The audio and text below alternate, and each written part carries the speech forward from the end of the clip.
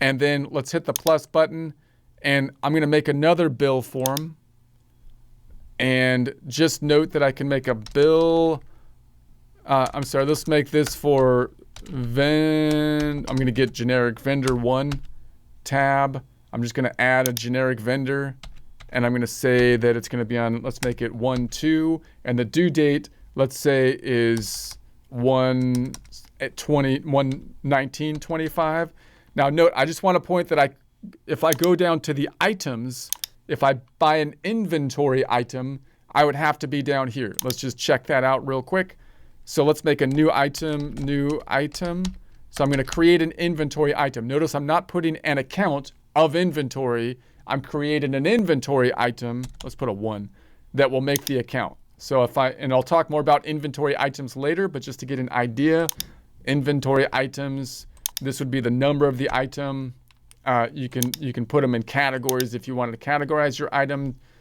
Initial quantity on hand, I'm just going to put 0. Date, as of date, I'm just going to put a date in there so it lets me go. Reorder point, let's reorder when we're down to, let's just say 0. Inventory asset. So it's going to increase the inventory asset account.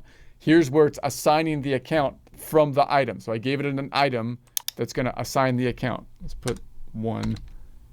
It doesn't like the 0 up top. And then the sales price, let's put 100. And then when we sell it, we're going to sell it to sale of products. Notice we're not selling it here, we're purchasing it. But we're going to purchase it and then sell it, and this will be the amount that we sell it for, would be the item. Sales tax, if we have to deal with that, we'll talk more about that on the invoicing side of things.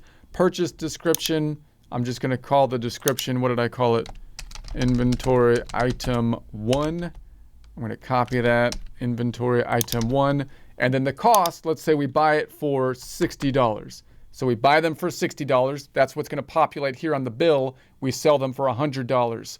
And then we're going to say the vendor is going to be just vendor, what did I say? Vendor 1 is the default vendor. All right, let's save it. And so now we have this item here that we're purchasing an inventory item, which is going to track this information on the subledger of inventory. So what's this going to do? It's a bill form. It's going to increase the accounts payable because it's a bill form.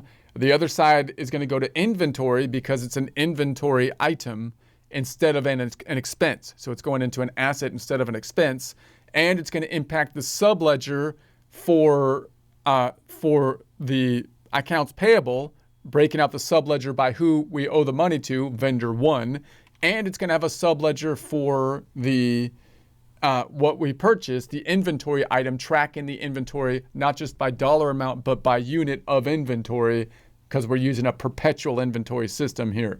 All right, let's save and close it. We're going to say save and close and check that out.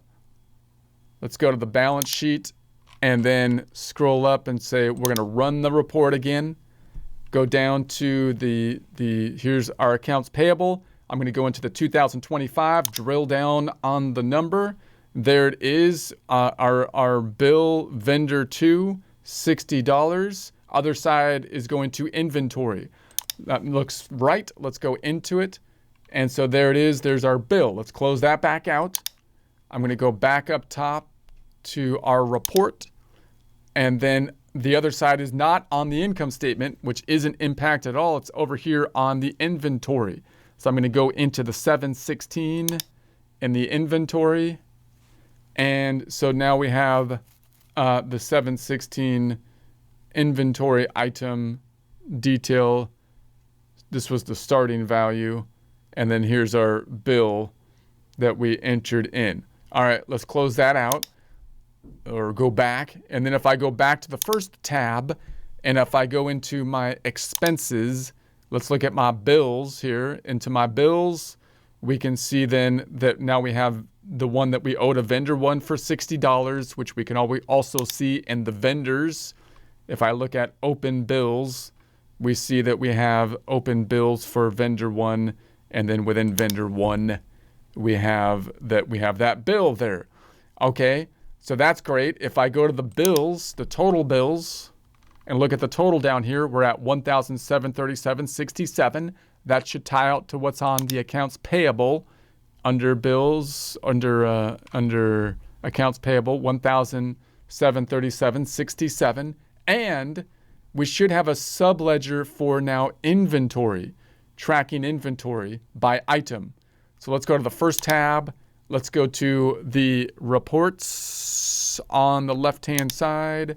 And I'm just going to type in inventory. Let's just open up the inventory valuation summary. I'll just open that up. And so there we have it as of 12/31. Let's make it 12/31/25. So this now is giving us the asset value of the inventory, 656.25. Is that what's on the balance sheet for inventory?